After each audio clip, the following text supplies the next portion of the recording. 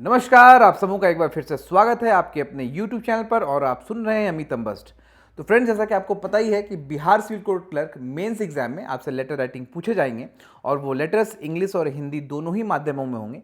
English वाले letters formal और informal दोनों लेटर्स हमारे इस चैनल पर है। डिस्क्रिप्शन बॉक्स में आप जाएंगे तो लिंक दिया गया है, आप बिल्कुल उसको चेक कर सकते हैं। टोटल हम लोगों ने 4 लेटर्स उसमें करा रखा है, 3 फॉर्मल और 1 इनफॉर्मल लेटर।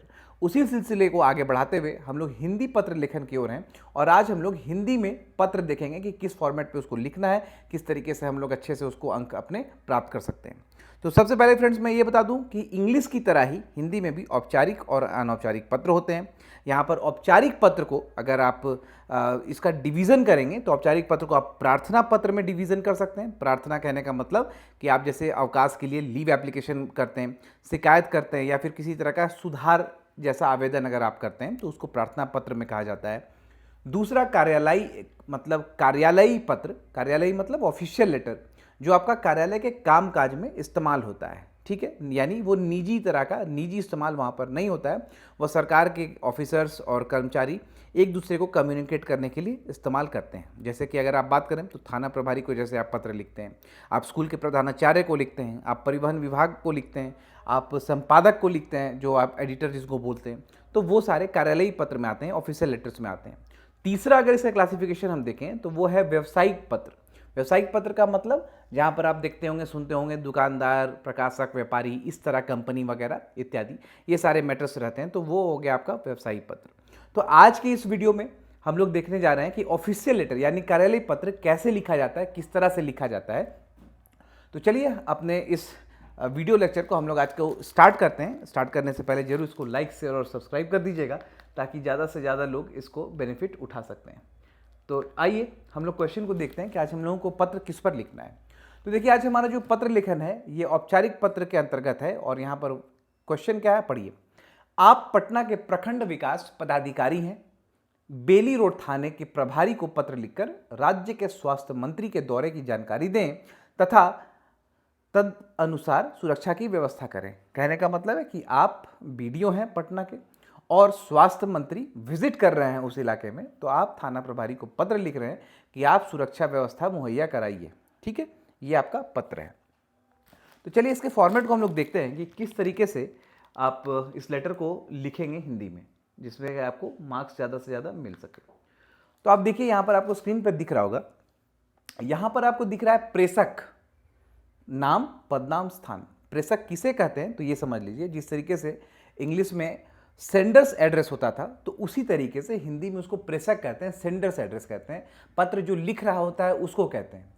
तो पत्र लिख रहा है, देखिए यहाँ पर आप नाम देख रहे होंगे, पदनाम देख रहे होंगे, स्थान देख रहे होंगे। उसके बाद यहाँ पर सेवा में प्रेषित नाम यानी रिसीवर्स एड्रेस, जिन तक आपको चिट्ठी को पहुँचाना है, जिन तक आपको पत्राचार करना है, तो उसी को प्रेषित नाम, उनका पदनाम और स्थान, फिर दिनांक, विषय, महोदय, इस तरीके से आगे बढ़े। तो आप समझिएगा यहाँ पर पदनाम देने का वजह क्या है। तो देखिए, आप इसमें देख रहे होंगे कि बीडीओ पत्र लिख रहे हैं थाना प्रभारी को। बीडीओ और थाना प्रभारी दोनों ही सरकारी इकाई के एक अधिकारी हैं। ठीक है, अलग अलग विभाग के हैं बट दोनों सरकारी विभाग के अधिकारी हैं, तो इस वजह से अपना पदनाम लिखना वहाँ पर जरूरी हो जाता है। ठीक है, वहीं अगर ये पत्र इंडिविजुअल फॉर्मेट पे, इंडिविजुअल कैपेसिटी में लिखा जा रहा होता, जैसे अगर आप एडिटर को लिखते हैं कि भाई ज़मीन इलेक्ट्रिसिटी की व्यवस्था बहुत ख़राब हो गई है, हमारे जहाँ पर हम रहते हैं लोकेलिटी में, वहाँ पर आपके रोड्स वगैरह बहुत ख़राब हैं, प्राथमिकी जो शिक्षा है उसका स्थिति सही नहीं है, चिकित्सा का जो स्थिति है वो सही नहीं है, हॉस्पिटल्स में इलाज अच्छे से नहीं हो रहे हैं, तो वहाँ पर जब भी आप इंडिविजुअल कैपेसिटी में लिखते हैं तो भाई जब आप इंडिविजुअल लिख रहे हैं तो आपका कोई पदनाम वहाँ पर नहीं होता है। ठीक है, इसीलिए आप सिंपली अपना नाम और स्थान लिखकर आगे बढ़ते हैं। लेकिन अगर इसकी बात करें, इस जो चिट्ठी, ये जो लेटर आप लोगों को दिख रहा है, तो यहाँ पर सरकारी विभाग के दो अलग अलग विभाग के दो अलग अलग इकाई के अधिकारी हैं जो आपस में कम्युनिकेट कर रहे हैं, तो इस वजह से यहाँ पर पदनाम देना जरूरी हो जाता है। ठीक है, इस चीज़ को हमेशा याद रखें। कभी ऐसा कन्फ्यूजन नहीं रखें कि एडिटर को आप लिख रहे हैं तो अपना पदनाम लिख दें कि आप क्या करते हैं, वैसा नहीं। ये क्वेश्चन में आपको दिया रहेगा कि आप कौन हैं, किस तरीके से आप पत्राचार कर रहे हैं। इंडिविजुअल कैपेसिटी वाले पत्रों में आपको पदनाम की जरूरत नहीं पड़ती है। तो चलिए देखिए, सेवा में प्रेषित नाम, पदनाम, स्थान हो गया। उसके बाद आप एक लाइन छोड़ें, दिनांक, फिर एक लाइन छोड़ें, विषय, विषय के बाद कोलोन, और उसके बाद फिर आप महोदय लिखें। ठीक है, अब यहाँ पर देखिए कि महोदय के बाद आपको एक कॉमा देना पड़ रहा है। ठीक है, इंग्लिश वाले पत्र में हम लोग कॉमा वगैरह यूज़ नहीं करते थे, बट यहाँ पर आपको एक कॉमा देना पड़ेगा। उसके बाद जो लाइन शुरुआत हो रही है वो भी आपको यहाँ पर देखना पड़ेगा कि इंग्लिश से थोड़ा सा ये अलग है। यहाँ पर जो आपको लाइन स्टार्ट हो रहा है, देखिए ये महोदय में या के जस्ट नीचे से, यानी कॉमा के नीचे से ही ये लाइन शुरू हो जा रहा है। इंग्लिश में हम लोग देखते थे कि एक्सट्रीम लेफ्ट से ये लाइन शुरू हुआ करता था, लेकिन हिंदी की बात करें तो यहाँ महोदय का जो कॉमा लिख रहे हैं उसके बाद से ये लाइन शुरू है, और वो लाइन जैसे ही खत्म होता है तो फिर आप जो कंटिन्यूअस एक्सट्रीम लेफ्ट होता है लाइन, वहाँ से हम लोग लिख रहे हैं। एक पैराग्राफ, 2 पैराग्राफ, 3 पैराग्राफ, चूँकि आपको पत्र का जो साइज़ है, आपको वर्ड्स हैं वो आपको काफ़ी कम रहेंगे, 100 के आसपास रहेंगे, तो इसीलिए बहुत ज़्यादा लिखना नहीं है। एग्जैक्ट जो आपको बात कहना है वो आप बताइए, और आप किस तरीके से उसका निवारण चाहते हैं, किस तरीके से रेक्टिफिकेशन चाहते हैं, दैट्स इट। ये जब आप ख़त्म कर लेते हैं तो उसके बाद अपना नाम और फिर से पदनाम आपको देना पड़ेगा। ठीक है, चीज़ों को समझ रहे होंगे। तो चलिए, जब हम लोग फॉर्मेट को पूरा कर लिए तो आइए इस लेटर को लाइव हम लोग देख लेते हैं कि किस तरीके से लेटर को हम लोग लिखें ताकि हमारे मार्क्स ज़्यादा से ज़्यादा आ जाएं। देखिए, अब देखिए यहाँ पर लिख रहा है प्रेषक अजय श्रीवास्तव, बीडीओ पटना, दिनांक 11 मई 2025। अजय श्रीवास्तव का मतलब हो गया कि ये बीडीओ जो है उनका नाम है अजय श्रीवास्तव, बीडीओ है कॉमा पटना, दिनांक 11 मई 2025। अब देखिए यहाँ पर बीडीओ के बाद कॉमा आप देख रहे हैं, तो बीडीओ के बाद अगर आप कॉमा लगा रहे हैं तो आपके मार्क्स नहीं कटेंगे, नहीं लगाते हैं अगर तो उसमें भी यहाँ पर आपके मार्क्स नहीं कटेंगे। देखिए, अगर एड्रेस में हम लोग कुछ इस तरीके से लिख रहे होते कि अजय श्रीवास्तव, बीडीओ, बेली रोड पटना, कोई सा भी एड्रेस हो सकता है, आप कंफर्म मत समझे कि यही एड्रेस है, बेली रोड पटना या ईस्ट कैनाल रोड पटना, जो भी है, तो यहाँ पर अगर जब भी आप एड्रेस को लिख रहे हैं 2 पार्ट में, यानी एक जो हिस्सा है वो थोड़ा छोटा है, अगला हिस्सा उससे बड़ा है, और फिर वो उससे बड़ा है, जैसे बिहार, तो उस केस में क्या करेंगे कि Bailey road comma Patna comma Bihar, that's it. ठीक है, तब आप कॉमा लगाएंगे, गलत नहीं है। सिंपली अगर आप लिख रहे हैं अजय श्रीवास्तव, बीडीओ पटना, तो फिर आप कॉमा कहीं लगाने के लिए आपको दिखेगा नहीं, इसलिए आप ऐसे ही एज इट इज छोड़ दीजिए। ठीक है, वीडियो के बाद लगाने का इच्छा तो लगा सकते हैं, अदरवाइज छोड़ भी सकते हैं। दिनांक डेट 11 मई 2025 सबसे बेस्ट फॉर्मेट होता है। इंग्लिश की भी बात करें तो 11 मई 2025, हिंदी में अगर लिखें तो 11 मई 2025 सबसे बेहतरीन। सेवा में, अब देखिए सेवा में कहने का मतलब कि आप चिट्ठी किसको भेज रहे हैं, कहाँ तक आपकी ये जो पत्र है किनको पहुँचना है, तो वो पहुँचना है थाना प्रभारी महोदय को। तो यहाँ पर लिखा गया है कि विनोद रवानी उनका नाम, थाना प्रभारी, बेली रोड पटना, किसी प्रकार का यहाँ पर कोई क्वेश्चन नहीं होगा। अब विषय की बात करें तो विषय देखिए अगेन, राज्य के स्वास्थ्य मंत्री के प्रस्तावित दौरे के संबंध में सुरक्षा व्यवस्था हेतु अनुरोध करना है। ठीक है, यानी जो स्वास्थ्य मंत्री आ रहे हैं उनके दौरे के संबंध में जो सुरक्षा व्यवस्था का आपको मेंटेनेंस करना है, मैनेज करना है, उसके बारे में अनुरोध कर रहा है। ठीक है, विषय कहाँ से शुरू हो रहा है, तो देखिए हम लोग जो प्रेषक लिखे हैं ना, आप दिख रहा होगा आप लोगों को ये स्लाइड में, प्रेषक लेफ्ट ओर दिख रहा है, उसके बाद क जहाँ पर खत्म हो रहा है वहाँ से हम लोग उनका नाम, एड्रेस वगैरह लिख रहे हैं। उसी तरीके से सेवा में के नीचे उनका नाम और एड्रेस लिख रहे हैं। तो जब विषय की बात आएगी तो विषय हमारा हमेशा ये जो नाम और एड्रेस वाला जो लाइन है ठीक उसके नीचे आप लिखें, सेवा और प्रेषक के नीचे नहीं लिखें। सेवा और प्रेषक में के नीचे कहाँ लिखेंगे, क्या लिखेंगे, तो वो हम लोग देख लेते हैं कि विषय जैसे ही आपने खत्म करा है उसके बाद जब आप महोदय लिखते हैं तो वो महोदय प्रेषक सेवा में महोदय, ये एक लाइन में आपका आ रहा होगा। ठीक है, चीज़ों को समझ रहे होंगे। उसके बाद कॉमा के जस्ट नीचे आपको सूचित करना है कि बिहार राज्य के माननीय स्वास्थ्य मंत्री दिनांक 13 मई 2025 को पटना प्रखंड क्षेत्र के अंतर्गत बेली रोड स्थित प्राथमिक स्वास्थ्य केंद्र का निरीक्षण करने हेतु प्रस्तावित दौरे पर आ रहे हैं। यहाँ पर ये सूचित किया जा रहा है कि जो बिहार राज्य के माननीय मंत्री हैं, हेल्थ मिनिस्टर हैं, 13 तारीख को पटना के प्रखंड के बेली रोड स्थित प्राथमिकी स्वास्थ्य केंद्र में आ रहे हैं निरीक्षण हेतु, जो कि उनका प्रस्तावित है दौरा। ठीक है, अब देखिए यहाँ पर जो आप लिख रहे हैं कि माननीय स्वास्थ्य मंत्री, यहाँ पर उनका नाम भी लिख सकते हैं कि माननीय स्वास्थ्य मंत्री श्री जो भी है। अदरवाइज अगर आप छोड़ भी देते हैं तो भी ये अंडरस्टूड है कि बिहार राज्य के अगर स्वास्थ्य मंत्री होंगे तो वो एक ही होंगे, तो वो अंडरस्टूड है, यहाँ तक भी आप कर सकते हैं।